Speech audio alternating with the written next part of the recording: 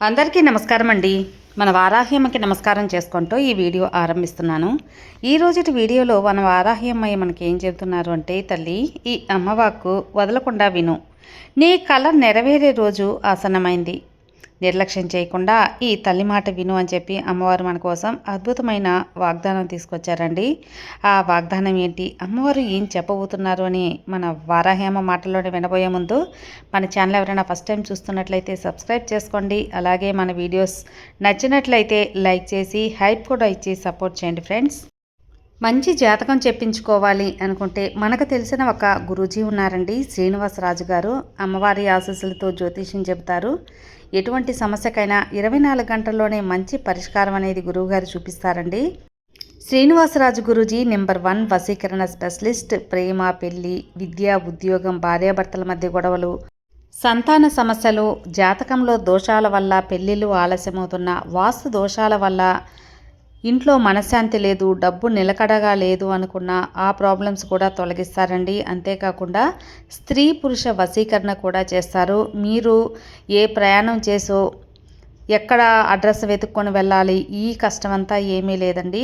గురువుగారిని మీరు ఉన్న చోట నుంచి ఫోన్ కాల్ ద్వారా సంప్రదించి మీ సమస్యలను అయితే తొలగించుకోవచ్చు. గురువుగారిని సంప్రదించవలసిన నంబర్ 96630644. ఇంట్లో నరదోషాల వల్ల ఏది కలిసి రాకుండా ఉంది, ఎన్నో రోజులుగా ఉద్యోగం ప్రయత్నిస్తున్న ఉద్యోగం రాలేదు, ఇలాంటి సమస్యలకు కూడా గురువుగారు చేసే పూజల ద్వారా, పరిహారాల ద్వారా మీ సమస్య అయితే మటుమాయమైపోతుందండి. స్క్రీన్ మీద కనిపిస్తున్న నంబర్కి కాల్ చేయండి. మీ ప్రాబ్లమ్స్ని అయితే తొలగించుకోండి ఫ్రెండ్స్. తల్లి, రేపటి రోజున నీ ఒక కొత్త జీవితాన్ని ఆరంభించబోతున్నావు. ఆరంభించే ముందుగా ఈ అమ్మవాక్కు ఒక్కసారి విను. నిర్లక్ష్యం చేయకుండా ఈ అమ్మ మాట నీ జీవితంలో అద్భుతాన్ని సృష్టించబోతుంది. అది నీకైనా రేపటి రోజున ఖచ్చితంగా నీకు తెలిసే తీరాలి. మనసు ఆనందపడేలా ఉంటుందమ్మా.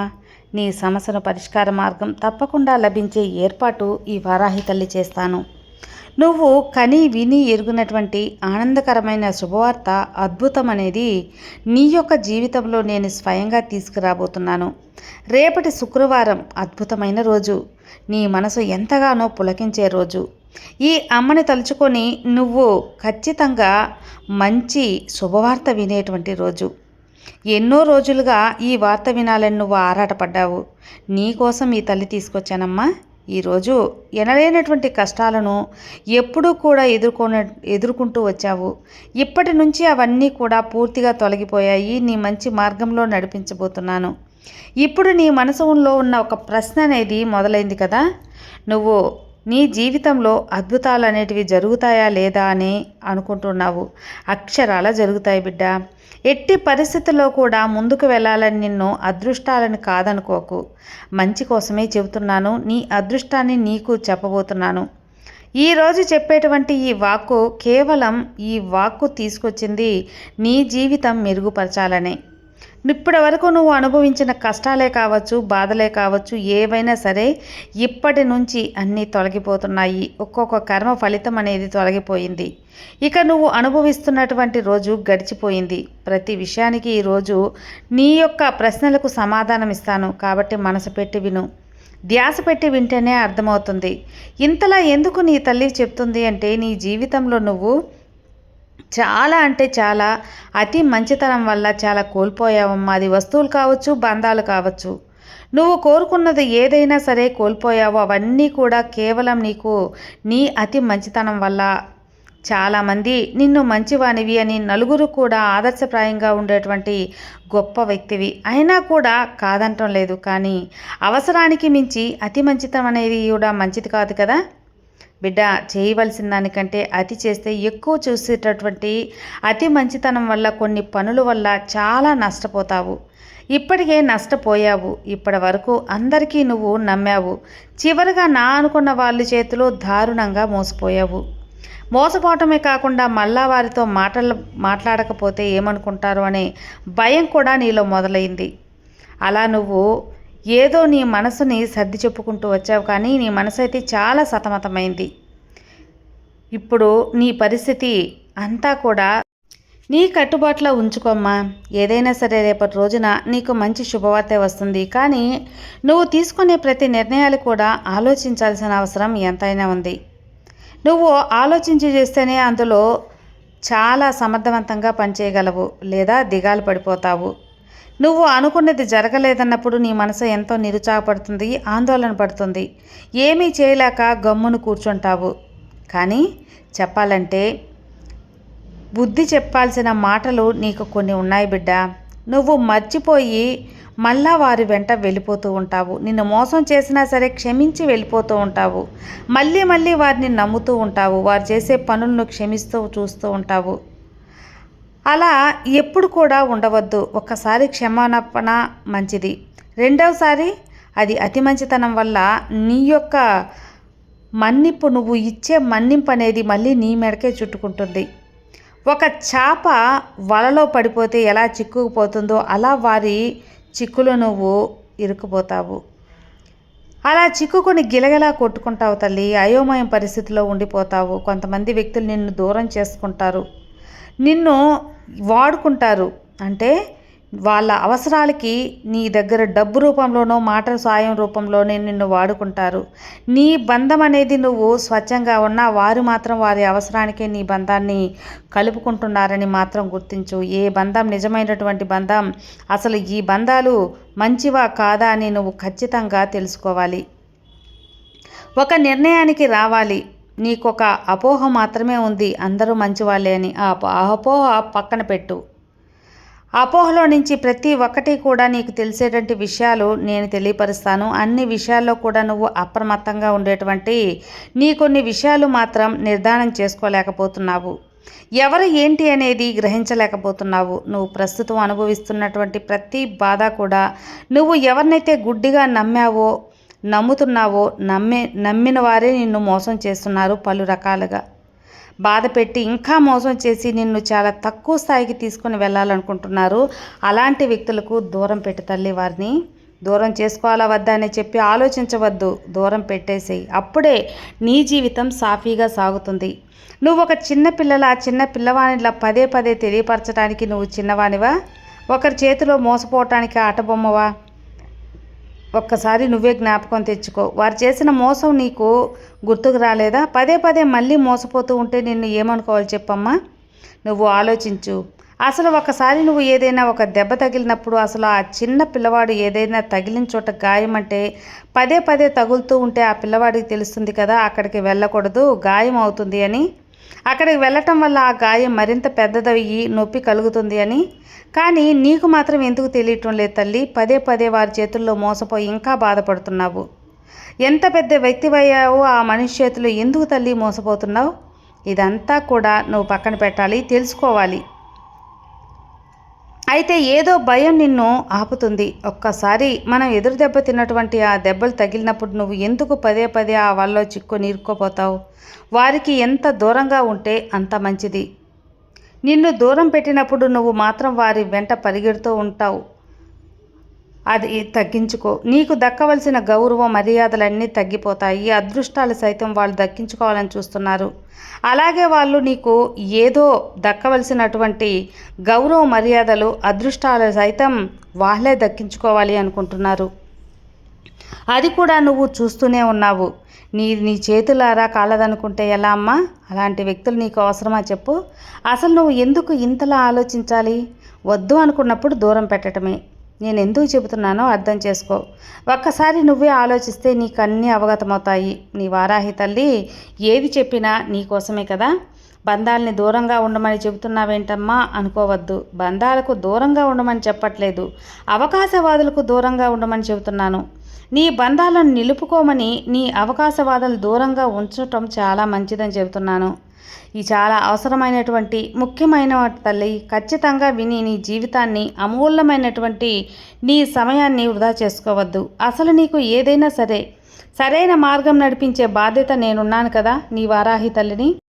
నన్ను ఒక్కసారి పిలిచావంటే నేను నిన్ను కాపాడుకోకుండా ఉంటానా చెప్పు బిడ్డ? నిన్ను నేను కాపాడుకోగలను. అందుకే నువ్వు ఇతరుల చేతిలో మోసపోకూడదనే ఇంతలా ఈ యొక్క సందేశం నీ దగ్గరికి తెచ్చాను తల్లి. ఇతరులు నేను చులకన భావంతో చూస్తుంటే నాకెంతో బాధగా అనిపిస్తుంది. నా బిడ్డలకి నా భక్తులకి ఎప్పుడు కూడా అవమానం జరిగితే నేను తట్టుకోలేను. నిన్ను చులకనగా చూసేవారికి నేను బుద్ధి చెప్తాను. అలాగే అక్షరాల నీ తప్పులు ఉంటే సరిదిద్దుకోవటానికి ప్రయత్నించు. అప్పుడే నీ జీవితం ముందుకెళ్ళడానికి ఎంతగానో ఆస్కారం ఉంటుంది. నువ్వు ఎవరూ లేనప్పుడు ఎలా ఉన్నా సరే నీకు ఈ వారాహి అమ్మ ఉంది కదా, ఎవరూ లేరు అని మాత్రం అనుకోకు. నీకు తోడుగా నీడగా నేనున్నాను. అలాగే నీకు అండగా ఉన్నాను. జీవితం అంటేనే చాలా చిన్నది. అందులో కష్టసుఖాలు, బాధలు, సంతోషాలు ఎన్నెన్నో ఉంటాయి. అవన్నీ అనుభవించలేని ఎన్నెన్నో వస్తూ ఉంటాయి. వాటన్నిటినీ కూడా నువ్వు గుర్తు తెచ్చుకో. ఒక్కసారి ఇంతవరకు అనుభవిస్తున్నటువంటి ప్రతి బాధ, కన్నీరు, సంతోషం అన్నీ ఒక్కసారి జ్ఞప్తికి తెచ్చుకో. అలా ఎప్పటికి కూడా ఉండకు. సరైనది నీకు ఏదైనా సరే మంచి మార్గం నడిపిస్తే నేను ఉన్నప్పుడు నువ్వు సంతోష మార్గంలో నువ్వు నవ్వుతూ నడుస్తావు. ముందుకెళ్ళు. నిన్ను నడిపించే ఒక తల్లిగా, తండ్రిగా నేను ఉంటానమ్మా. నీ జీవితంలో ఎంత బాధ పెట్టారో వారు, నీ కుటుంబ సభ్యుల్ని నీ నుంచి ఎంత దూరం చేశారో అవంతా కూడా నేను చూస్తున్నాను. వారికి బుద్ధి చెప్తాను. పలు రకాలుగా వారికి బుద్ధి చెప్తాను. ఎన్నో రకాలుగా నిన్ను అవమానించిన వారికి ఖచ్చితంగా బుద్ధి తెలిసేలా చేస్తాను. ఇక తెలిసి వారి బురదలో పడకు. నీ యొక్క గౌరవాన్ని నీ కాళ్ళారా నువ్వే చేజేతులా పోగొట్టుకోవద్దు తల్లి. ఏ మాత్రం ఆలోచించకుండా వారిని దూరం పెట్టు. ప్రతిసారి నిన్ను నిలదీస్తూ ఉంటే నీకు సహనం అనేది కోల్పోయి, సహనం అనేది ఎన్ని రోజులు అలానే ఉంటుంది చెప్పు. నేను మాత్రం సహనంగా ఉండు అంటూ ఉంటాను. వెంటనే సహనమా ఎన్ని రోజులు ఉండాలమ్మా అంటావు. కానీ ఇప్పుడు వారు ఎన్ని విధాలుగా నిన్ను బాధ పెట్టినా, దూరం పెట్టినా, అలక్ష్యం చేసినా, నిన్ను మోసగిస్తున్నా వారి వెంటే వెళ్తూ ఉన్నావు. అందుకే నిన్ను ఇంతలా హెచ్చరిస్తున్నాను. ఎన్నిసార్లు నిన్ను వద్దన్నా నీ మనసు అక్కడికే వెళ్ళి అదే వల్ల వారి చిక్కుల్లో చిక్కుంటున్నావు. అక్కడే ఆగిపోయి నీ యొక్క మిగతా సంతోషాన్ని అంతా దారబోసుకుంటున్నావు తల్లి. అందుకే ఇంతలా ప్రేరేపిస్తున్నాను. ఒకసారి కళ్ళు మూసుకొని ఈ అమ్మని తలుచుకో. నీకు అన్ని మంచి ఆలోచనలు కల్పిస్తాను. చాలా తేలికగా ఉంటుంది నీ మనసు. నువ్వు ఎలా వారి నుంచి బయటపడాలి అని నీకే ఒక ఆలోచన అనేది కూడా వస్తుందమ్మా. ఇది ఈ తల్లి నీకు నచ్చజెప్పడం కాదు, నిన్ను హెచ్చరించడం అని తెలుసుకో. నా బిడ్డల జీవితం మంచిగా ఉండాలని కోరుకున్నాను కాబట్టే నేను ఇంతలా నీ బంధం కోసం నువ్వు పాకులాడుతున్నా సరే అది నీకు హానిగా జరుగుతుంది అని చెబుతున్నాను. ఇక అతి మంచితనం వల్ల ఏదైనా కానీ పోగొట్టుకోవటం అనేది నీ చేతుల్లో ఉంటుంది. అందుకే కేవలం మంచితనం ఉండొచ్చు, అతి మంచితనం అనేది చాలా ప్రమాదం. బిడ్డ, ఎన్ని రకాలుగా నిన్ను ముంచేస్తున్నా, ఎన్నో రకాలుగా నిన్ను ఇబ్బంది పెడుతున్నారు కాబట్టే ఈ విషయాన్ని నీకు తెలియపరచడానికి వస్తున్నాను. మర్చిపోకు. చిన్నప్పటి నుంచి ఎన్నో బరువు బాధ్యతలు మోసావు. అలాగే ఎంతోమంది గుణపాఠాలను నేర్చుకున్నావు. కానీ నా అనుకున్న వాళ్ళ చేతిలో దారుణంగా మోసపోవడం చూస్తుంటే నీ వారాహి తల్లికి ఎంతో కష్టంగా ఉంది. నేను రక్షణ కవచంలో నీకు అండగా ఉన్నా నేను ఏమీ చేయలేకపోతున్నానే. నా తల్లి ఇంతలా మోసపోతుందే నా బిడ్డ అని బాధగా ఉంది. అందుకే ఇంత త్వరగా నీకు వచ్చి ఈ విషయం తెలియపరుస్తున్నాను. స్వయంగా ఈ అమ్మలగన్న అమ్మ నీకు వచ్చి చెబుతుంటే ఇక నీకు పట్టిన అదృష్టం ఎలాంటిదో చూడు. నీకు అన్నీ కూడా అనుకూలంగా వస్తాయి. నీ కోరిక తీరుతుంది. రాబోయే రోజుల్లో నువ్వు కోరినట్టు నీకు జరుగుతుంది. ఇప్పుడు ఈ బంధం దూరం చేసుకున్నానని బాధపడకు. అతి త్వరలో నీకు కావలసిన బంధం, నిన్ను మంచిగా చూసుకునే బంధం ఖచ్చితంగా నీకు తోడవుతుంది. నేను నీకు సహాయం చేయగలను కాబట్టే ఇంతలా చెబుతున్నాను. కేవలం నిన్ను మాత్రమే నమ్ముకోవాలి, అంతేకాని ఇతరులు నమ్ముకోవద్దు. నీ మీద నమ్మకం ఉంటే నువ్వు ఏదైనా సాధిస్తావు. నీకు నీ విలువను కాపాడుకోవటం చాలా ముఖ్యం. కాబట్టి నువ్వు జాగ్రత్తగా కాపాడుకో. నీ కుటుంబాన్ని కాపాడుకో. బంధాలనేవి ప్రతి ఒక్కరికి ఉండాలి, కానీ అవసరమే కాదు, అది అనవసరమైన పరిస్థితుల్లో అసలు అవసరం లేదు.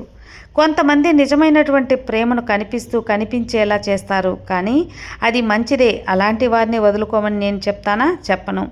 నటించే వారి ప్రేమను వదులుకోమంటున్నాను. నటించేవారు నీకు అవసరం లేదు తల్లి. నీ మంచి కోరి ఈ మంచి మాటలు చెబుతున్నాను. అస్సలు అలక్ష్యం చేయకు. ఇక నిన్ను కృంగదీసేటువంటి కొన్ని విషయాలను దూరం చేసుకోమన్నాను కదా. ఇక నీ అదృష్టం అనేది రేపటితో ఒక శుభవార్త అందుతుంది. అది నీ మనసు పులకించేలా, నీ మనసు ఎంతో సంతోషపడేలా ఆ శుభవార్త ఉంటుంది. ఇక ఆ శుభవార్త కోసం ఎదురు చూడు. నీ వారాహి తల్లి ఆశీర్వాదం నీతో ఉండగా నీకు భయం ఎందుకు చెప్పు. సర్వే జనా సుఖినో భవంతు. జై వారాహి.